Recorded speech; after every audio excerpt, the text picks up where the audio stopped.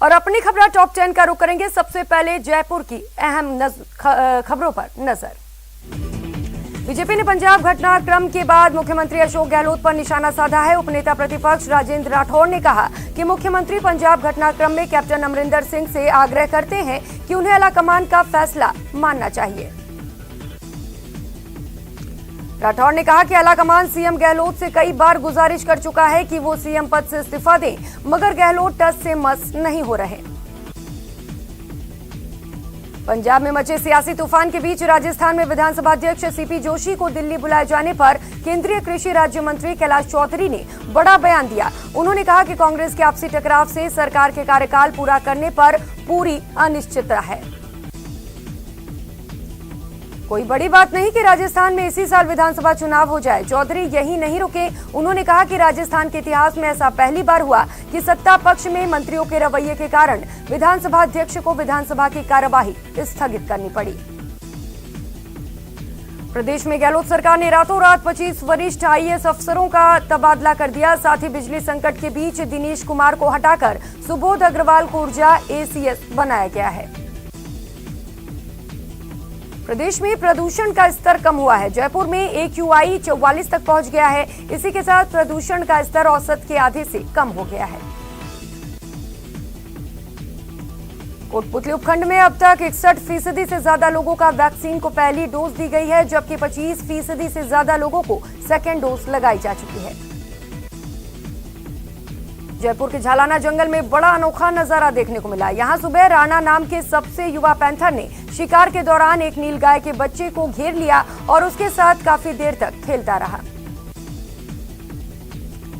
इस नजारे को देखकर पर्यटकों ने सोचा कि पैंथर उस बच्चे का शिकार नहीं करेगी, लेकिन आखिर में राणा की शिकारी प्रवृत्ति जाग गई और फिर राणा ने तुरंत शिकार कर डाला। कोटपुतली में इन दिनों मौसमी बीमारियों का प्रकोप बढ़ रहा है। डेंगू और मलेरिया के अनेक मरीज सामने आए हैं, जिसके चलते चिकित्सा महकमे में हड़कंप है। कल 5 दिन के दौरे पर कोटा पहुंची लोकसभा अध्यक्ष ओम बिरला ने आज अपने कार्यकाल में जनसुनवाई की। कई घंटों तक चली जनसुनवाई में न सिर्फ कोटा बल्कि हड़ौती से भी लोग पहुंचे। कोई पुलिस से परेशान थे तो कोई अपने परिजनों के दूर दराज के इलाके में स्थानांतरण से कई सामाजिक संस्थाओं ने अपने अपने इलाके की समस्याओं को लेकर लोकसभा अध्यक्ष को ज्ञापन सौंपा। काली सिंध नदी में उफान आने के बाद कोटा के इटावा का जिला मुख्यालय से संपर्क कट गया। नदी में उफान के कारण काली सिंध पुलिया पर करीब 6 फीट पानी भर गया। नदी में उफान के चलते पुलिया के जरिए आवाजाही पूरी तरह ठप हो गई है। वहीं प्रशासन ने आसपास के गांवों में अलर्ट जारी किया है। कोटा में डेंगू का खतरा लगातार बढ़ता जा रहा है, जिसके कारण बड़े अस्पतालों में मरीजों की भीड़ बढ़ती जा रही है। पिछले 24 घंटे में 22 नए डेंगू मरीज मिले हैं। अनंत चतुर्दशी पर कोटा में धूमधाम से बप्पा की विदाई की जा रही है। किशोर सागर तालाब की पाल पर बड़ी संख्या में लोग पहुंच रहे हैं। 2 दिन पहले हुई फायरिंग मामले में कोटा ग्रामीण पुलिस ने फायरिंग करने वाले शातिर बदमाश समीर खान उर्फ पल्सर को गिरफ्तार कर लिया है। आरोपी के खिलाफ पहले से ही हत्या के प्रयास, अवैध हथियार मारपीट के मुकदमे दर्ज हैं।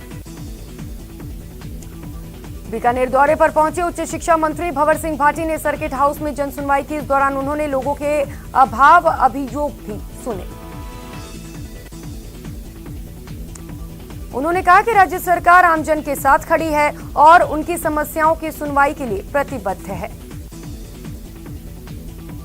बीकानेर की इंदिरा गांधी नहर परियोजना की निकलने वाली अनूपगढ़ शाखा में सिंचाई पानी की मांग को लेकर किसान 22 सितंबर को अनूपगढ़ में पंचायत का आयोजन कर रहे हैं। इस महापंचायत में ज्यादा से ज्यादा किसानों को पहुंचने को लेकर खाजूवाला क्षेत्र में किसान दिन और रात लगातार जनसंपर्क कर रहे हैं। बीकानेर में वेटनरी विश्वविद्यालय के संगठन वेटनरी कॉलेज में सत्र 2021-22 में BVSC एंड AH पाठ्यक्रम में प्रवेश के लिए RPVT 2021 परीक्षा का आयोजन किया गया। परीक्षा समन्वयक प्रोफेसर हेमंत दाधीच ने बताया कि 17,368 अभ्यर्थी परीक्षा के लिए रजिस्टर्ड किए गए हैं। बीकानेर में आज अनंत चतुर्दशी पर भगवान गणपति की विशेष पूजा अर्चना की जा रही है। इस दिन से चल रहे गणेश महोत्सव के समापन अवसर पर आज विशेष अभिषेक किया गया। अजमेर आबकारी विभाग ने एक बड़ी कार्रवाई को अंजाम दिया है। आबकारी विभाग ने हरियाणा से तस्करी कर लाई जा रही 78 लाख कीमत की अवैध अंग्रेजी शराब जब्त की है। मुखबिर से मिली सूचना के बाद आबकारी दस्ते ने मांगलियावास गांव के पास नाकेबंदी के दौरान हरियाणा नंबर के कंटेनर को रोककर तलाशी ली तो उसमें से 1041 पेटियां बरामद की गई। आबकारी दस्ते ने अवैध शराब के जखीरे को जब्त कर वाहन चालक आरोपी हरजिंदर सिंह पंजाब को निवासी गिरफ्तार कर लिया है। आगे की कार्रवाई जारी है। अजमेर में चोरों का आतंक। चोरों ने एक ही दुकान में 4 दुकानों का ताला तोड़कर चोरी की वारदात को अंजाम दिया। अजमेर में इन दिनों चोरों की मौज हो रखी है। ताजा मामला जनाना अस्पताल रोड का है, जहां एक शातिर बदमाश ने सड़क किनारे खड़े स्कूटी को बड़ी आसानी से चुराकर फरार हो गए। स्कूटी चोरी होने की पूरी घटना सीसीटीवी कैमरे में कैद हो गई। घटना की जानकारी मिलते ही चोरी का मामला दर्ज कर लिया गया। उदयपुर के दूर इलाके में पैंथर का आतंक देखने को मिला। यहां बीती रात पैंथर ने एक बछड़े का शिकार कर लिया। पैंथर का मूवमेंट कैमरे में कैद हो गया है। उदयपुर के झाड़ोल रोड पर आज सुबह नशे में धुत कार सवार युवकों ने एक जीप को टक्कर मार दी।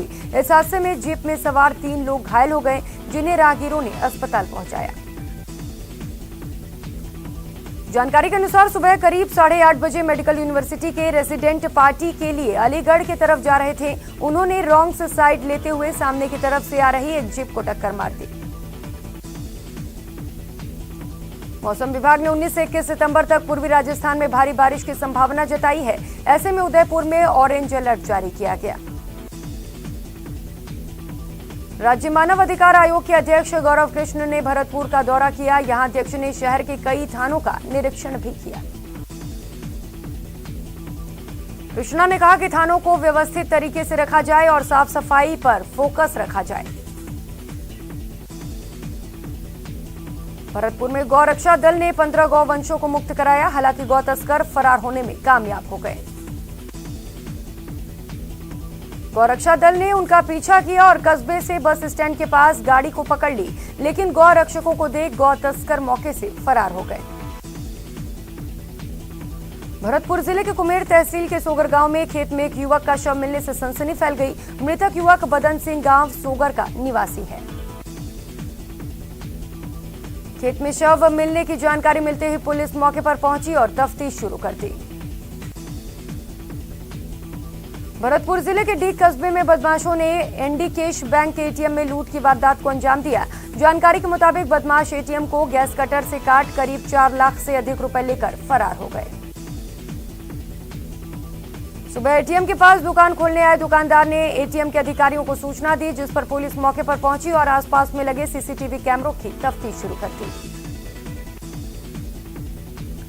भरतपुर के काली की बगीची चौराहे पर एक गुमटी को कंटेनर ने टक्कर मारकर तोड़ डाला। अचानक हुए हादसे के बाद वहां मौजूद लोग दौड़े चले आए और तब तक कंटेनर चालक कंटेनर को लेकर बिजली घर की तरफ भागने लगा। ये घटना सीसीटीवी कैमरे में कैद हो गई। इसके तुरंत बाद कंट्रोल रूम की सूचना पर यातायात पुलिसकर्मी मौके पर पहुंचे और टीएम मोटर के पास खड़े हुए कंटेनर को पकड़ लिया। और अब